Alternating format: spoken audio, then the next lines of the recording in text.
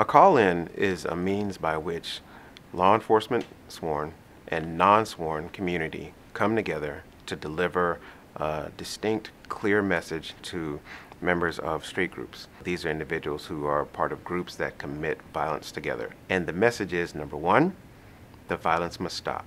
The community is standing together against violence, but for community members. The first group to kill someone after this meeting, law enforcement will come together and prioritize you. The group that becomes the most violent after this meeting, law enforcement will come together and prioritize you. We want to see folks make it, and we want to be a part of helping that happen. We want to keep everyone here safe, alive, and out of prison. All of these guys are on probation. They're probationers, they're on paper. Usually if you try to have a call-in and folks are not compelled to come to the call-in, they won't show. But if they are compelled by their PO, then that makes it, that makes us have a successful call-in. It's absolutely critical that this event be done right. And when I say done right, I mean from planning, choosing the right locations, bringing individuals into the call-in, because the goal of this is saving lives. If you get a call-in right, you save lives. We do not recommend that individuals use a courthouse or the police station or places like that, because the participants and attendees go to these places anyway for other stuff. You want to make sure that you have a place that's accessible, that's safe, that's large enough to accommodate the crowd that you are looking to invite. You need a larger gathering hall for the participants and those who are part of the audience, and as well as those who are going to be presenting. That's where you actually hold the call in. And then also having another space. This other space is more like a green room or a staging room where you bring the individuals who are going to be called in. You have them in that room, you gather there, you lay down the rules there. That's a place for them, a good, safe space for them to set the tone. We want them to know that we genuinely do care. We genuinely do want them to get help, and we're here to help them. So making them feel at ease is very important. First is the moderator.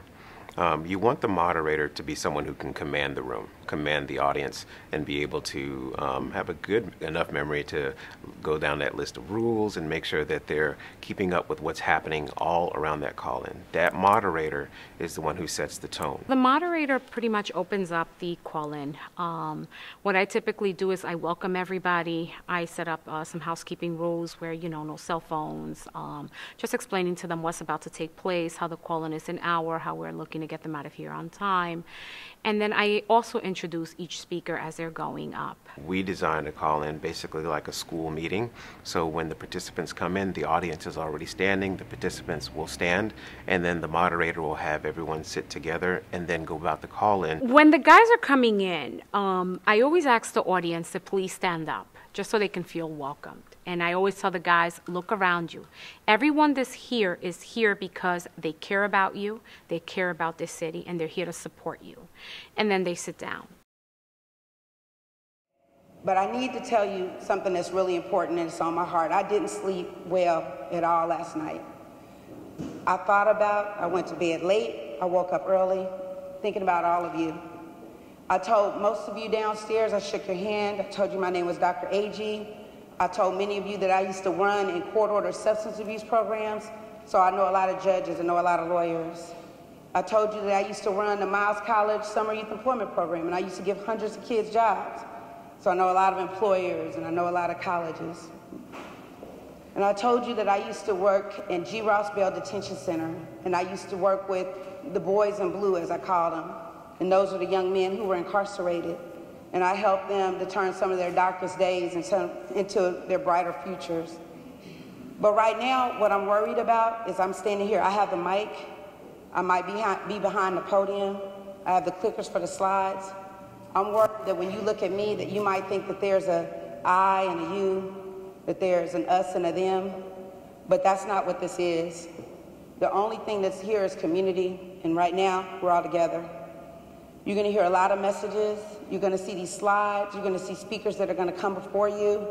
And every time, every message that you hear, everyone in this room is going to be feeling what you're feeling and hearing what you're feeling.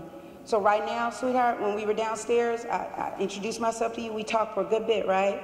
So I'm going to ask you to listen to me and all the speakers here. There'll be plenty of time for you to be able to ask your questions or get any questions that you need answered when this is over. Right now, it's a one-way conversation. Downstairs we talk, and when this is over, you don't have to leave.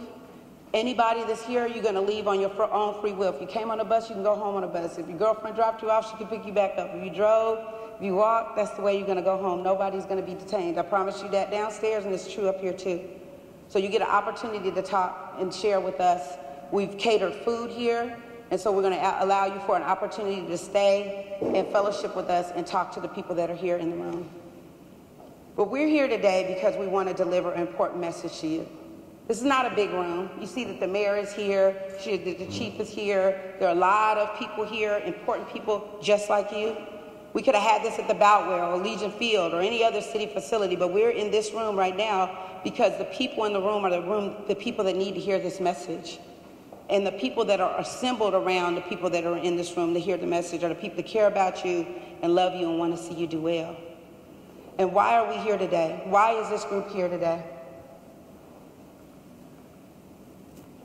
We're here today for a very compelling message. And this isn't based on any guesswork or things that people might guess or know, but based on statistics, we are worried that you or your associates are most likely to be killed or be involved in the next shooting, and we don't want to see that. Violence is a sickness, and all of us, every single person in this room is infected by it. But I'm here to tell you that's no way to live. You don't have to live that way. And there's going to be people that are going to give you a message today to tell you that there's not even a future in that. And why are all we assembled here today? Because based on statistics and analysis, 82% of the homicide victims here in the city of Birmingham are African American. And all of the suspects, meaning every single one of the shooters this year, were African American.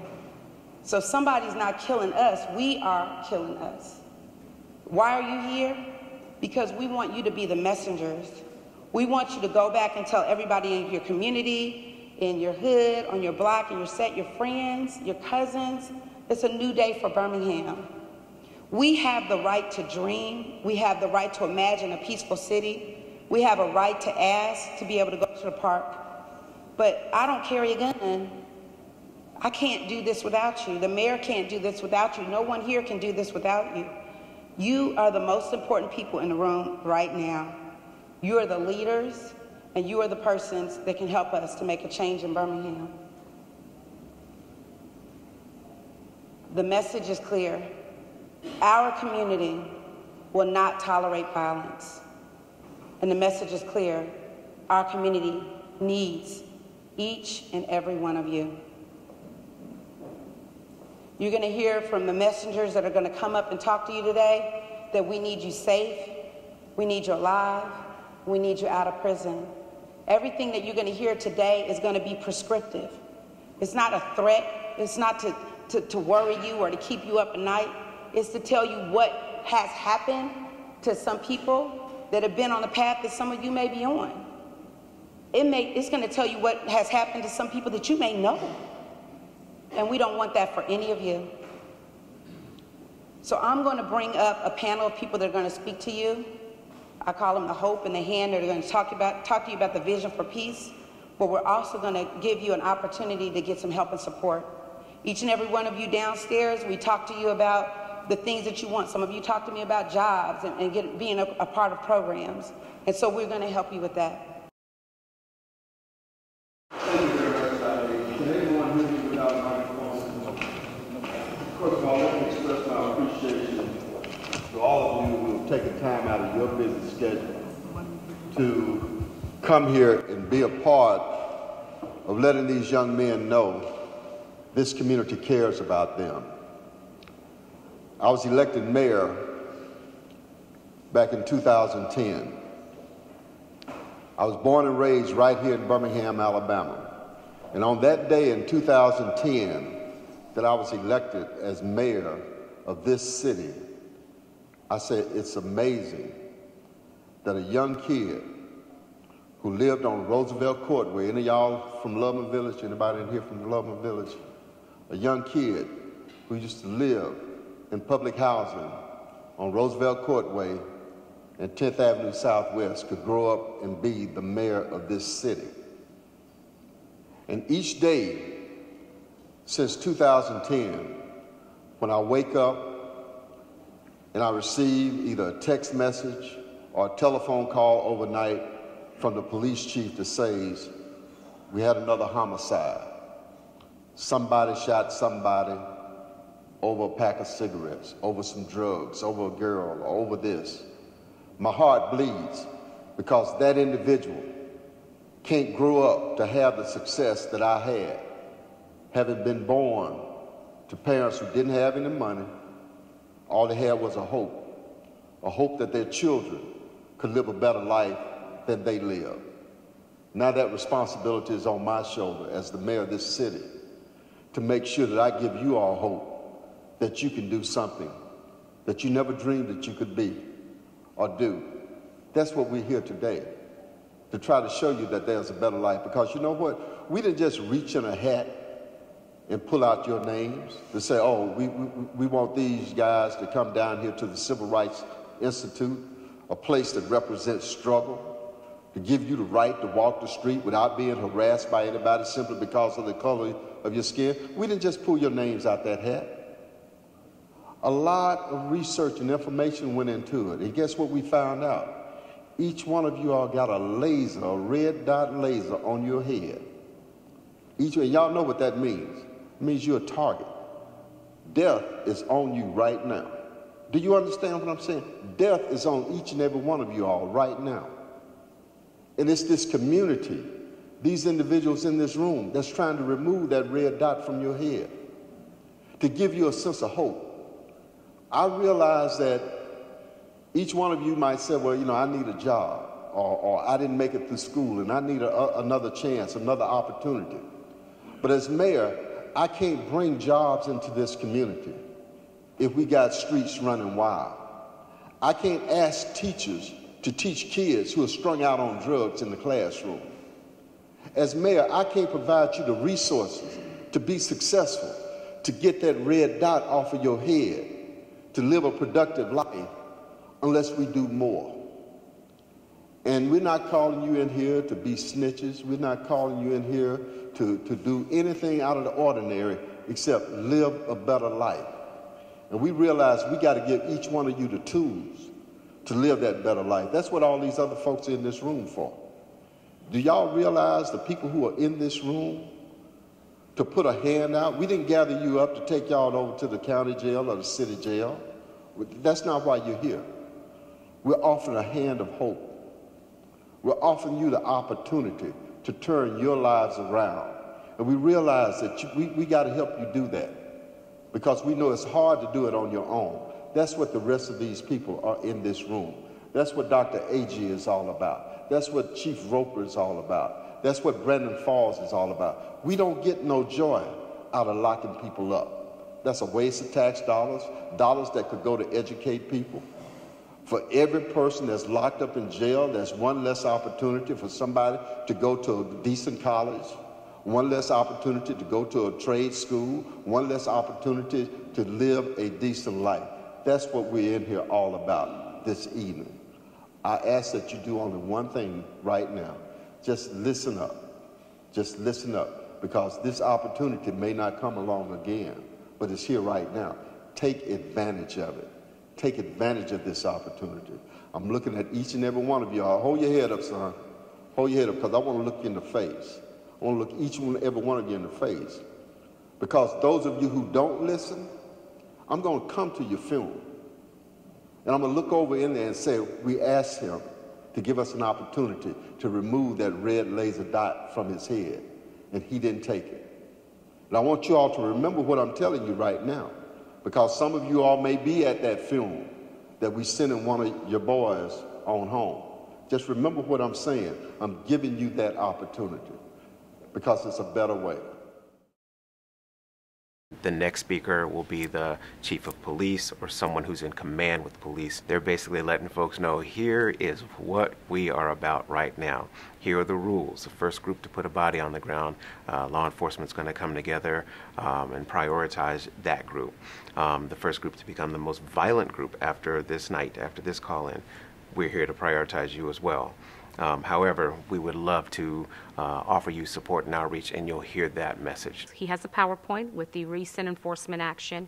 He goes over what the charges that they're facing. He also stresses the fact that he has, transparency, that this is the way law enforcement is doing business. The community can no longer tolerate the violence.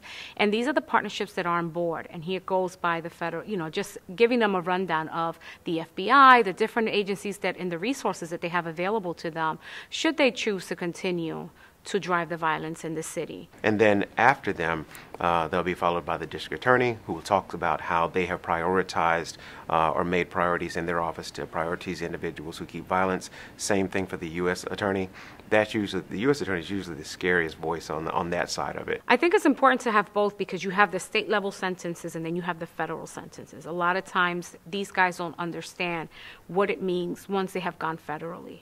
What are the charges? How it's a lot more intense when you're facing the federal system. Once they start to see the facts, this is someone I know. This is what they're facing. This is how they started. I can be there too. It's my time to either make a choice now. I'm on the fence with this, and some of them have admitted, this is it. I don't want to be up there. And we let them know we don't want you to be the next one up on that PowerPoint. Good evening again. I'm Chief A.C. Roper, and I met just about all of you a little while ago.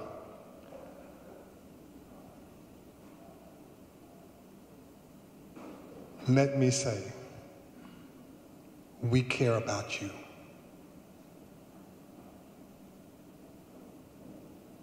I care about you.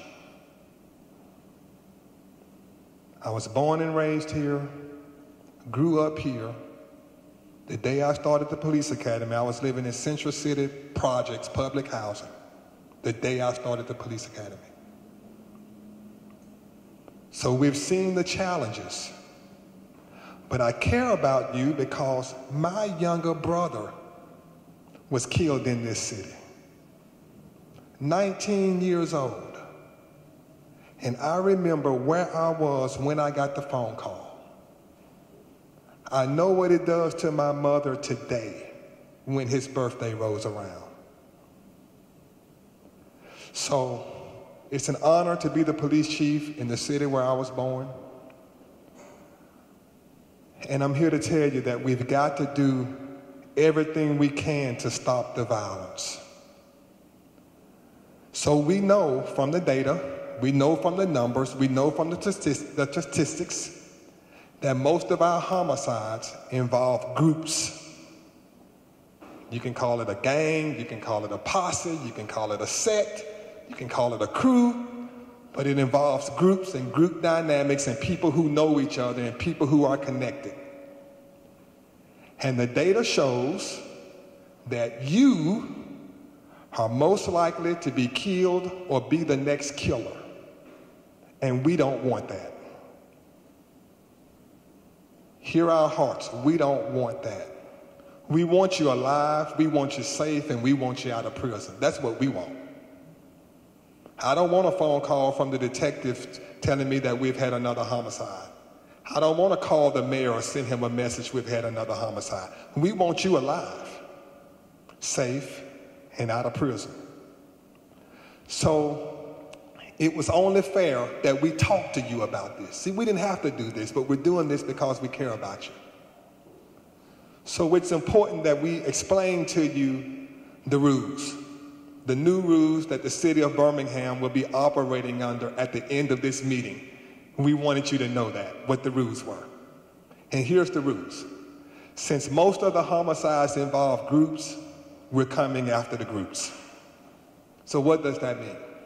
Normally, when there's a homicide, we come after the shooter. And we do everything we can to put the shooter in prison. But after this meeting, we're coming after the group. So that means we're coming after the shooter, but we're also coming after the entire group that the shooter belongs to. And anything the group is doing that's illegal, we're coming after it. So if J-Bo shoots, we're coming after him, but everybody he's connected to. So if they're slinging dope, if they're robbing, if they're jacking, whatever the case is, we're coming after everybody in the group. And you guys are leaders, so we want you to take that message back to the group and help us spread the word. So don't be the group that pulls the trigger and somebody dies, and don't be the most violent group. Don't be the most violent group, because we know we can't be everywhere. You know that. We can't be everywhere. But we can concentrate on the most violent group. We can do that. But we hope it doesn't come to that. So help us spread the word, because we care about you. We want your life safe and out of prison. So help us spread that word. Help us make Birmingham safer. It's not good when our elderly grandmoms and granddads and great-grandmoms and great-granddads can't sit on the porch. It's not good when kids can't play in the yard. Help us stop the violence, because we need you. We're counting on you. We're here to help you. So we want you to know what the rules are. After this meeting, don't be the one to prove it to us.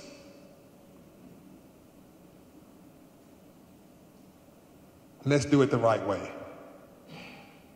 I appreciate you. I care about you. We want you alive. We don't want a chalk outline around your body. We want you safe. And we want you out of prison. I'm going to call up Captain Scott Praytor.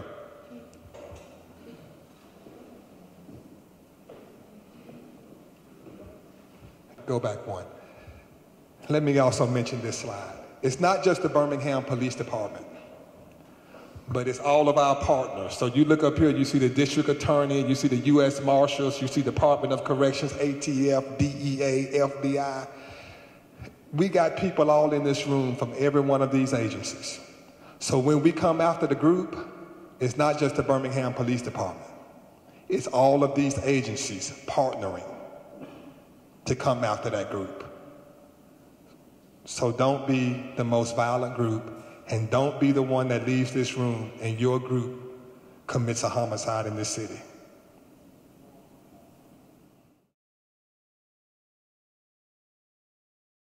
We're all here. Everybody in this room is here because we want to keep our community safe. We deserve that. The community deserves it. And the community means everyone. We want to keep everyone safe, including you. And law enforcement is going to do their part to make sure that happens. The new rules, you need to understand. The new rules are in effect when we leave this meeting tonight. So please take the information back to your block, back to your friends. Tell them what you've heard here tonight. So what did our enforcement action entail? We partnered with probation and parole. We strictly, terms of probation, we're strictly enforcing those. Probation checks have been stepped up. Driver's license checkpoints have been set up in the neighborhood. Members with outstanding warrants were identified, and those warrants were executed by us. Patrols have increased. Officers have been conducting field interviews on all members that we've seen in public view. Traffic enforcement's increased. Officers have been conducting undercover operations. We developed criminal cases on many of these people that you see here tonight from this. And the ones of you from Central Park, you've seen us out there. And by the way, it's come to my attention that some of the CPY have moved to some of the outlying cities where they've been committing crimes in some of the cities outside of Birmingham since we started these enforcement operations. It hasn't gone unnoticed. And what we've been doing is working with our fellow law enforcement agencies from the other cities to identify and to prosecute members of these groups that have gone outside the city.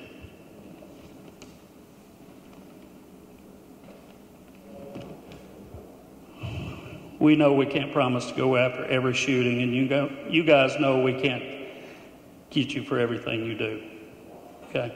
What we can do is go after the group that decides to break the rules first. So we might not be able to get everybody in the city that's doing something wrong, but that group that decides to break the rules, you're going to get all of our attention. Because of the actions of the Park Boys, CPY, we did go after every crime committed. This crime you see highlighted here, these two gentlemen, Mr. Mines and Mr. Williams, they got into an altercation on social media over a girl just a few days ago. That altercation led to them shooting into each other's houses and one of them shooting into the other one's vehicle. When we learned of it, we tracked them down. We took both of them in custody. They've both been charged with felonies. If the Park Boys had not been the most violent group, they would have not gotten all the attention you've seen here today. This is what we mean by we're going to put all of our attention on a group. This is how things will be from now on. I tell you this because, first of all, I've been in this city for a long time. I care about you. I really do. And I care about this city and I care about the communities in it because I've come to know so many people. So I don't tell you this as a threat. I tell you because I genuinely care. We're here to keep the community safe. We all deserve it. Our communities will no longer tolerate violence. We need you alive. We need you out of prison. And we need you to be productive for your families. The next group member to kill someone after this meeting, we will go after the entire group. The same goes for the most violent group in the city. I want to thank you guys for coming tonight. I know it took a lot, but I want to thank you for doing it. And I want you to take this message back to your friends and to the block and tell them what you've heard here tonight. Gentlemen, my name is Caroline McGlynn. Like the DA said, I'm in charge of all the cases that are prosecuted in South Philadelphia. Every arrest from South comes across my desk. I've been prosecuting cases myself down from South Philly for almost a decade. I know who you are. I've spent close to a year looking at all of your records, all of your family's records, all of your friends' records. I know who you are.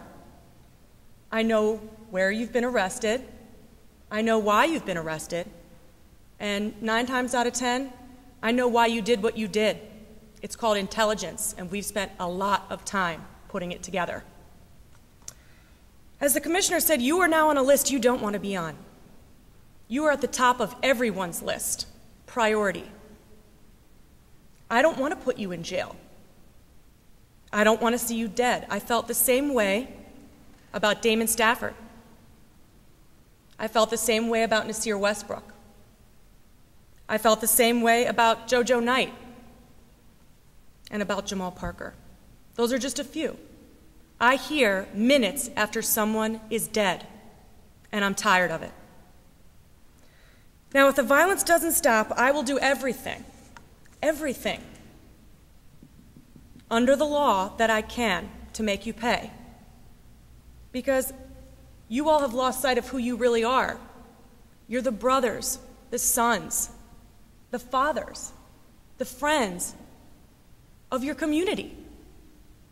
But your community doesn't see you like that anymore, and you'll hear about that. Now, what do these new rules mean for you? What do they really mean? It means, just like the DA said, if a shooting happens, and we'll know who did it, and we'll know what group was involved and why it happened. If you shoot, we'll come after you with everything we have. And we will also do the same for everyone that you normally associate with. And like the DA said, it doesn't matter if an arrest is made. We will know who did it, and we will still come after you. So if one of you shoots, all of you go down.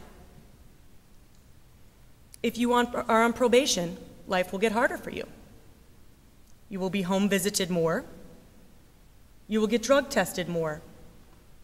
You will have restrictions as to where you can go and when you can be there. Like the judge said, you may now be supervised by a homicide judge. You may now be supervised by a president or administrative judge. But make no mistake, every judge who supervises you now will know that you've been warned. You were once part of the larger group of people who committed crimes in this city, because everyone is here because they've committed many crimes and are at least supervised for one right now. You were once part of that larger group, now you're part of a very small few who've been warned and who are the priority. I suggest you take all of this information back to your associates and your friends and your family, because remember, if they shoot, you go down too. This has to stop. The violence has got to stop. You have got to put down the guns, and this is your last chance. My name is Faith Moore Taylor. I was born and raised in a community in Philadelphia, much like yours. Not a lot of hope, not a lot of options, but I'm here to tell you today, no more excuses.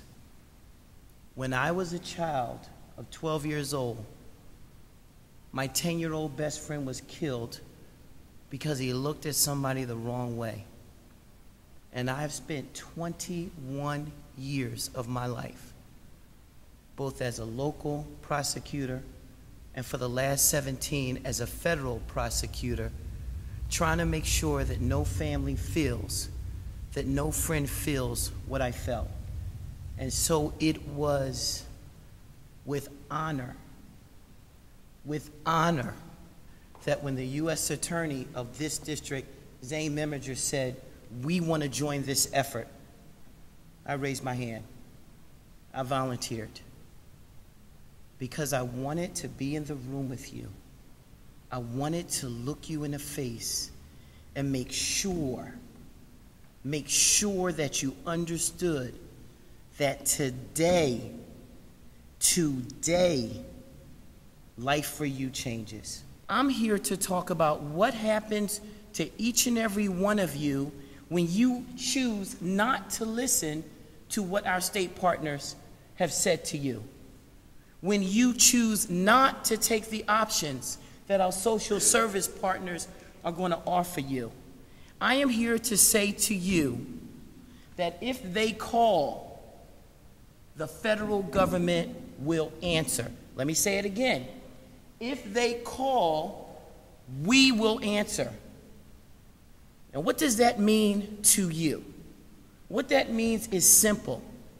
That means the U.S. Attorney's Office, the FBI, DEA, and ATF are going to join in making you a priority. And the difference is, when we come to get you, there's no more time for mercy. Don't want to hear the excuses. Don't want to hear what you didn't do, didn't know, didn't say. Don't want to hear it. Don't want to hear you're not with them. None of that will work. When we knock on your door, it's because they have said they made the choice. They don't want to be in the state system anymore.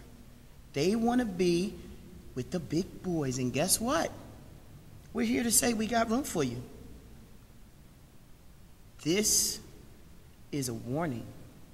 But more importantly, this is a promise to our state partners, to our social service partners, to the members of the community that you live in, that if you want to terrorize that community in groups, if you want to call yourself something, or work with other people to do something so that good, decent people cannot enjoy their lives, then we're here to take you off those streets. And the federal system is so much different than the state system. Because, see, we have laws designed to get groups of people. They give us that right. And we're going to use every law we have to get you. In this district, 97% of the people we charge get convicted. Hear it. 97%. That's almost everybody gets convicted. And guess what? if you get locked up with a gun in our system with no criminal history, drugs or gun or both, you don't go home. That's not anybody in here. You all have a criminal history, so you will sit in prison until you go to trial. Let me say it again. You will not get bail. You will not go home. There will be no mercy. You will sit until you go to trial. Now, the federal laws are a little bit different from what you're used to dealing with. And because our job here is to warn you, let me do that. This much crack, 28 grams, no criminal history. What you gonna do? 5 years. Say 3 of you want to sell 280 grams of crack. What is everybody doing? 10 years. What did I say? It doesn't matter if you have a criminal history. Mandatory time. That means you do it. Now let's say you want to sell drugs with a gun. 5 years on top of that. 5 years on top of that. This much drugs, and you got a gun in your pocket. 10 years. Doesn't matter what your criminal history is. Let's say you want to pull out that gun. Just show it. 7 years on top of the drugs. 7 years. And guess what you get? Guess what we have for you for every single time you or your group uses a gun after the first time? 25 and 25 and 25. Hear me. 25 and 25 and 25. What else is different about our system? Because you're special, we're going to make sure that we use everything we have to convict you. We have convicted people for gun charges with no gun. We've convicted people for gun crimes with no bullet. Because we are able to show you used it. So that 5 or 7 years plus 25 and 25 and 25, take your gun with you. We'll still get you. Again, you have been warned. Now, in the state system, and some of you know this because you're on parole, in the federal system, there is no parole. There is no parole. You will do 85% of your sentence. 85%, and that's assuming you don't get into any trouble. So you're going to do 85% of what some federal prisoners call football scores, and then you're going to come back to the state, get violated, and do that additional time. Gentlemen, life as you know it is over. You are going to stop the violence. You. So the message here today is the violence will end. Not it should end, not it could end, it will end. And if you have any sense, you're going to take that message back to your friends, to your boys, to your family, to your community, to the guys who run with you. And you better tell them, there's just one team now. And this team has said the violence will end. The person who's offering the services, the individual who represents the support and outreach services, they'll get up and give the litany of services that are offered or available. They'll discuss the lead agency and the partner agencies that have come together to prioritize the individuals who have been called in for this meeting. What we tend to look for when inviting social services, the folks that are making the decisions in these programs. So they're familiar with how important it is, because we have a very small window when you have a guy say, I want help. A lot of times in the past, and we say that throughout the call-in, is we know you have had, people that you've called and didn't reach back. We know you have had bad experiences, but we're here to change that. At the call-in, individuals should only receive one number. even if you have multiple agencies there and other people who want to do well for the guys and help these individuals out, you don't give multiple numbers at a call-in. You want the participants to have just one number, and anybody else who wants to be a part of helping these individuals, you get with the folks who are giving the number out. You have to vet those individuals, making sure that the services they say they provide, they actually provide with fidelity, and that person who gets up and gives that message must know that as they're standing in front of the participants. Y'all done? Yeah, I do know most of you. I'm probably your grandfather. And I remember my boss called me in his office one day about a week ago, and he showed me where I was doing tasks in 1972. So I was on that side. I've been in prison. I've done a lot of time. I throwed away a lot of my life. I don't want you to do that. We want to see you alive, safe, and out of prison. I don't want to see you waking up in the penitentiary. Got to fight. Got to defend yourself, because you know that guys in there that prey on you, and they are your own homeboys. We want to keep you out of that situation. What I want to do is, because I know a lot of you guys, I want you to take us serious. You got every major player in this city that want to help you. Man, if I had that man back in the 70s, I'd never done 15, 20 some years in the penitentiary.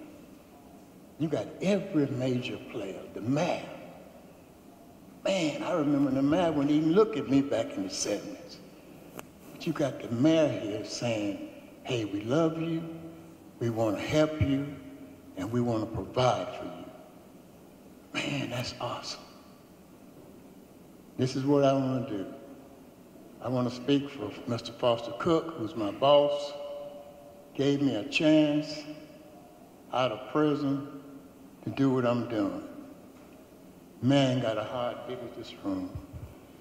He always talk about saving folks. He puts it on me, though. But this is what we're going to do. We got all the provisions you need to make your life work. We got housing. You can get that free. We got connections in the schools, free GED. Matter of fact, I got two guys coming out of federal prison. One had 14 years, the other one had 12. They went to Lawson State, now they got a business together. You can do the same thing. You, listen, you are greater than your circumstances. I promise you. You are greater than anything that can happen to you.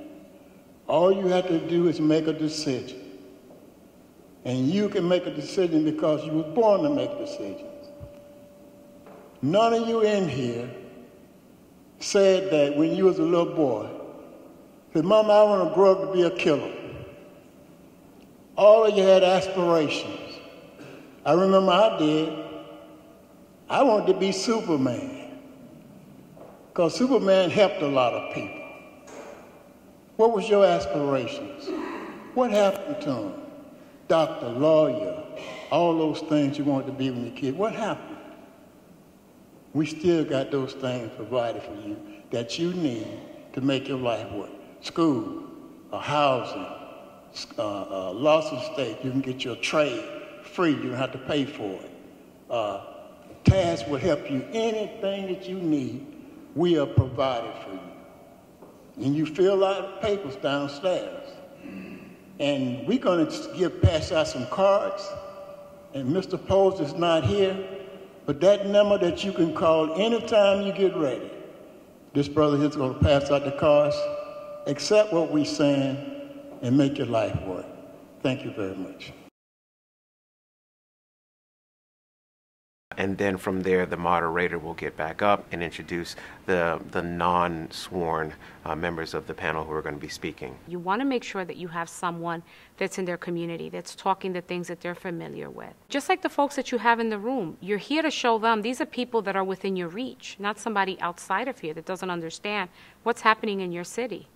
So the dynamics of the folks that you have in that room is very important to any call-in. The voice of pain is a mother or grandmother who has lost a child to group violence, gun violence. And this mother is someone who has been able to kind of reconcile that where they are, and they're able to speak about it in a way that touches the individuals who are in the chairs. You can see in the shifting of the body of the guys when that message is being delivered, how it hits home. Her main plea is, please don't put your mother through this pain. Please, I don't want your mother to be up here next. Listen to what these people are saying. Take the help. Hello, I'm Carolyn Johnson, and I'm a mother of 3 children, 2 sons and 1 daughter. When I look at you all, I see my sons. I do, I see my sons and I see my little brothers. On November 22nd, 2003, my oldest son, Rodriguez, left home to go to a birthday party. He was 20 years old. The last thing he said to me when he left out the house was, "Ma, I'll be back." And I said, "Okay." I said, "Rodriguez, y'all be back by 12, so y'all won't be sleeping at Sunday school." When he got to the party, he was parking his car, trying to get ready to go inside. There were some boys out there shooting. One of the bullets came through the windshield of his car and hit him in his head and killed him. My 17-year-old son was with Rodriguez, and he had to come home and tell me that his big brother had been shot. So I rushed to the hospital. When I got to the hospital, I'm thinking everything is going to be okay. I'm thinking he's going to be all right, because it's been my prayer for 20 years. God, please take care of my children. Watch over my children. Don't let anything happen to them. That's been my motherly prayer since I've been a mother. But when I got to the hospital, they had me to go into a little room, and they told me to sit down and wait because the doctors was with him. So I was happy. I had hope that he was going to be okay. But a couple of minutes later, they came out, and they told me, "Miss Johnson, he didn't make it." They went on to tell me what the bullet had did to his brain and everything, but that was 11 years ago, and I'm still waiting for my baby to come home. But he's not coming home. And not because of something that he did, but because of what somebody else did, a decision someone else made to pull a trigger over something stupid. And we still don't even know who killed him. There was so many people out there that night, but nobody would tell what happened to Rodriguez. And it has devastated my life. It's devastated my family. It took that one bullet to kill all 4 of us, me and my other 2 children. Our whole life changed. I didn't get to do anything that I wanted to do. I'm just now getting to the point, 11 years, where I can try to live my life without having to take medication every day. My daughter was 18. She was getting ready to graduate from high school when this happened, but she didn't graduate. My daughter started smoking marijuana. My youngest son, they started smoking marijuana, drinking, dropped out of school. None of our dreams, all that stuff, it just went down the drain because someone was shooting and took my baby from me. And that is so hard for me to deal with. I come out and I speak all the time. I talk to kids, and some of them listen, like some of you all are listening, and some of them don't. But this is not a joke. This is real. That's my baby. And I miss him so much. I think about him every day. It's not a day go by that I don't think about him. So please, if you all will, think about your mother, think about your father, think about what you all are doing. Your life is not just about you. It's about the people that love you. And the streets don't love you. That's what Big Ed just said to you all. It doesn't. The street does not love you. It's your family that's going to hurt. My baby almost didn't even have a funeral because I could not bring myself to put him in a casket and put him in the ground and say goodbye. They begged me. They were like, Miss Johnson, you're going to have a funeral. I didn't want to do that. It was not a homegoing celebration for me. It was the end for me. It was misery. And I live there every day. I still don't sleep. You can call my house, call me at 3 or 4 o'clock in the morning. I'm still awake because I don't sleep. My whole life has been affected by this. So I'm asking you all, please, we do care about you all. We do love you all. You all are our future. And you got to think about what you're doing to each other. Stop hating each other. You all are not you all's enemies. You're not. And I know you think all these people in this room with the suits and ties on, we're just here to give you a speech. We're not. We do care. I can't even turn on the TV and look at the news because I'm always seeing someone being murdered. So please, y'all, we want you all safe, alive, and out of prison. So do that for us, please. When you think about taking somebody's life, just think about Rodriguez. Think about he was 20. He didn't get to do the things he wanted to do with his life. If you all just think about that, because I know you got other friends and families that's been murdered. Think about those people. It's not worth it. And I love you all. Thank you all so much. We have the voice of redemption. That's someone who has been incarcerated in the past. His message is very powerful. He paints a picture of what his time was when he was incarcerated. Talks about the street code, how there is no street code once you're in prison. This is someone who's been there, done that. These guys have they have lived that life. They've either been a part of the gang, they've been in jail, been in prison, and they're able to stand up and debunk that street code and let individuals who have been called in know that the path you're on is not glamorous, and then letting them know, I've been locked up, I've been there, nobody put money on my books except for my mother, my friends tried to holler at my girlfriend while I was inside, and the guys who are sitting in the streets, they know what that terminology means, and they're able to speak the language of the individuals who are in the seats.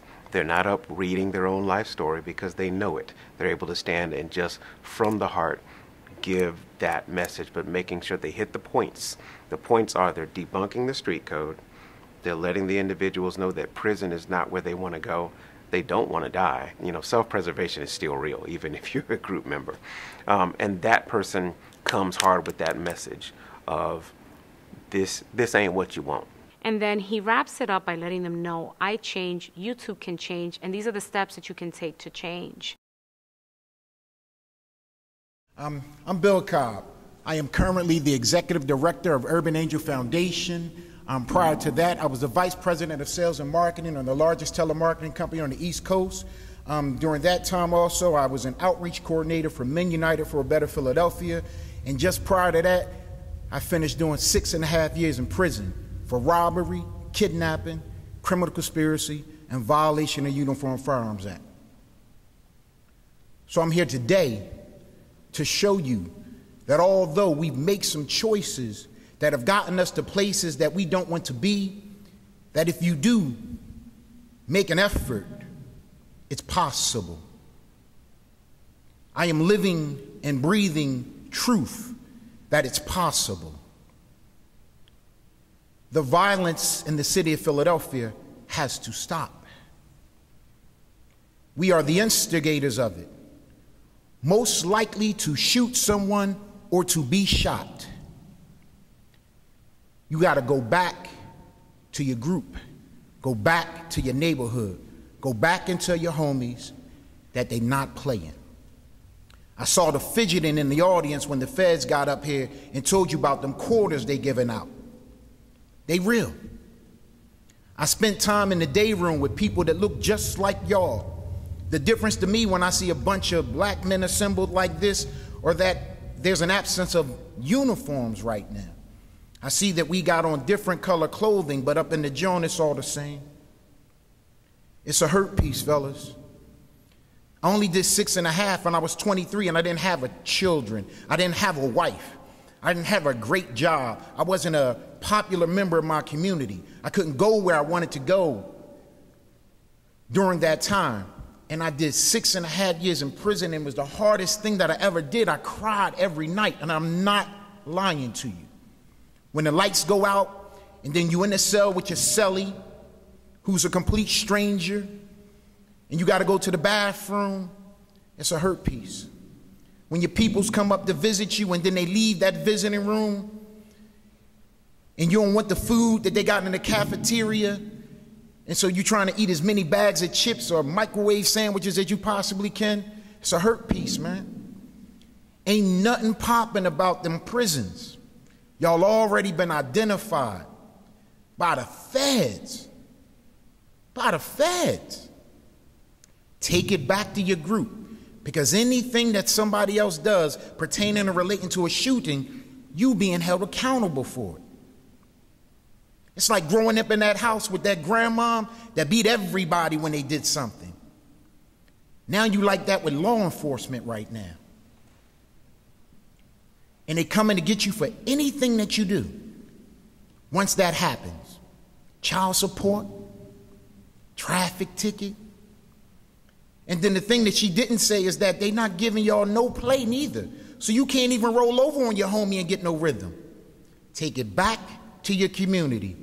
Take it back to your neighborhood and tell that they not playing no more. The gun play has to cease. I know it's hard. Trust me, I know it's hard. It's always going to be hard for us, though. I'm that guy that grew up without a father. Didn't meet him till I was 38. I'm that dude that had a mother addicted to alcohol. I'm that kid that was in school that was teased, laughed at, and ridiculed. Life was hard then, and I'm telling you that it's not any easier now. But now I got power that I didn't have before. I make the choices that determine the outcomes in my life. Nobody does that for me anymore. But if you don't take this back to your neighborhood, if you don't cease and desist to carry them hammers and to put something up in people, other people are going to make choices for you for a significant longer time than they made for me. Significantly longer. I did 6.5. Y'all gonna be looking at quarters, 50s. I was upstate, and she's so right. It's hard for them to come visit you upstate, but you think with you in Oklahoma, Nebraska, California, Texas, somebody coming to see you? And even if they are, you're not leaving with them when they get there. Take this back to your hood, to your group, and tell them what it's hitting for today. Because your failure to do so, you're going to pay the consequence for it. And the reason is because you are the leaders. You are running it. You're on a list that you simply don't want to be on. Take it from somebody that's been there and done that. Go back to your neighborhood. Tell jokers what it's hitting for. The gun violence in the city of Philadelphia has to cease. I see things a little differently now as a father and as a husband, as a respected member of my community. Now I care about the neighborhood. Now I want my daughter to go outside and be able to play, but I'm fearful of it because I know that work getting put in. But I'm very, very, very blessed and fortunate to be able to talk to you today and to be able to see that the city of Philadelphia and federal agencies are coming together to address this problem that we've had to live with too long. You don't have to live like this, man. And then finally, we'll have the voice of aspiration. That voice of aspiration is someone who can get up and encourage the individuals and let them know that they're important to the community. The community values them, the community values their souls, and they want to see them make it. Their job is to have the folks who are listening to them aspire to go higher. And so be they pastor, coach, school teacher, librarian, or just someone in the community who has standing and who's able to inspire people. And that person is the one who says, basically, they're an extension of the arms of the community, and they wrap their arms around the individuals right there with their speech.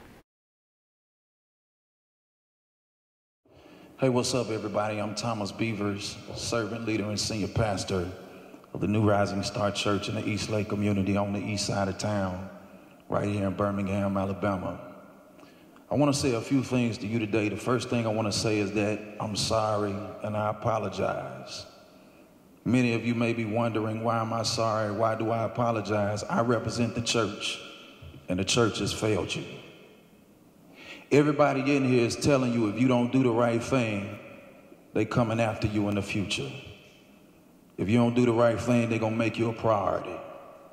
If you don't do the right thing, they'll show you some attention. I believe that if we show you attention in the present, they won't have to show you attention in the future.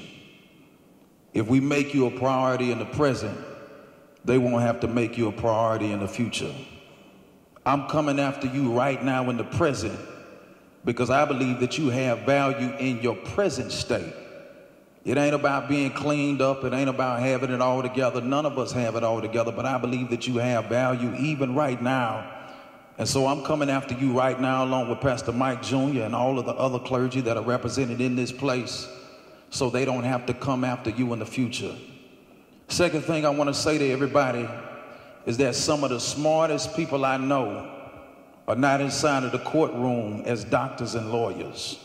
Some of the smartest people I know are not inside of the hospital. Some of the smartest people I know are not inside of the church as pastors, but some of the smartest people I know are in one of three places. Either they are in the grave, in the prison, or in the streets. Question has to be raised, how can you be that smart and still end up in prison, in the grave, or in the streets? Most of the time it's because decisions we make or decisions that are made by people who are connected to us. And the bad part about it is not that we make the wrong decisions. The bad part about it is that many of us don't feel as if we are worthy of turning around and making the right decisions. But everybody that God used inside of the Bible, with the exception of Jesus the Christ, has some kind of past, has some kind of flaw.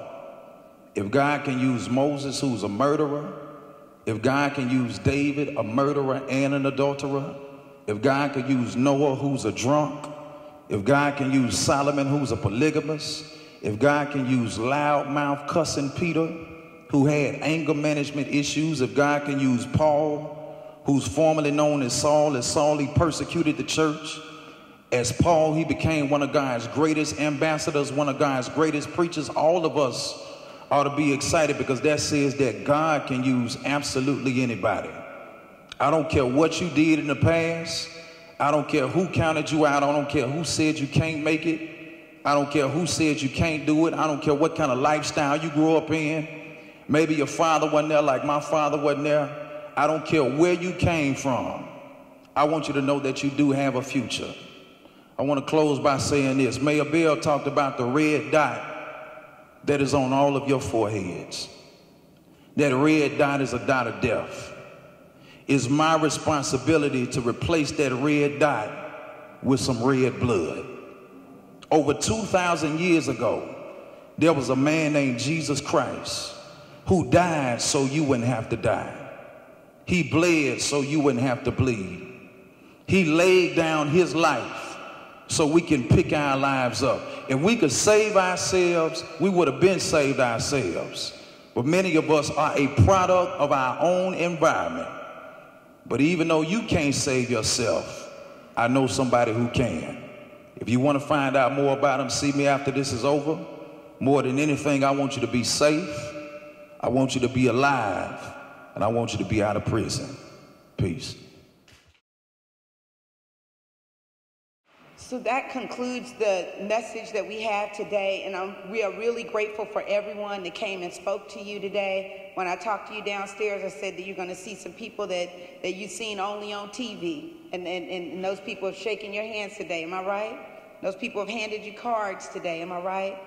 And we've catered food here. We do not want you to leave without eating. We didn't want you to come here hungry and leave here hungry. So do not leave without eating. It's right outside this door. But I'm going to ask you to do me a favor and shake at least one other person's hand that you never met today and look them in their eyes and know that they love you and they care about you and they want you safe and alive and out of prison. I thank everyone that spoke here today. I'm so grateful that they came and they gave this message to you. Please dial the number. That cell phone only exists for you and for you and for you. It's your back phone, okay? And the guy on the other phone, on the end of the line, as cool as Norman Askew is, his name is Lawrence Posey, and he can't wait to talk to you and help you. Each one of you filled out a card about the services that you might need help with, and we will definitely provide you with that support, and we're looking forward to it. And then finally, the moderator gets up, and any points that any of the previous speakers did not hit, the moderator is to hit those points and make sure that they punctuate those so that the audience and the folks who are participants understand these are the messages that you were supposed to hear. They reiterate the number, and then making sure that as soon as that call in is over, inviting those who are part of the audience to come up to the front and greet the participants. Welcome them into the community. The community comes right up and almost forms a receiving line to receive the individuals. You're shaking hands, you're introducing yourselves, you're asking them to introduce themselves, and it becomes community in that room. In that room, there isn't a distinction at the end of that call-in between who's who, because everyone should be standing together, talking together, eating together, and drinking their punch or whatever together. Everyone who's in the room knows why they're there. And so you engage them, introduce yourself, meet them, hear them, and have conversations and eat, drink, and be merry together.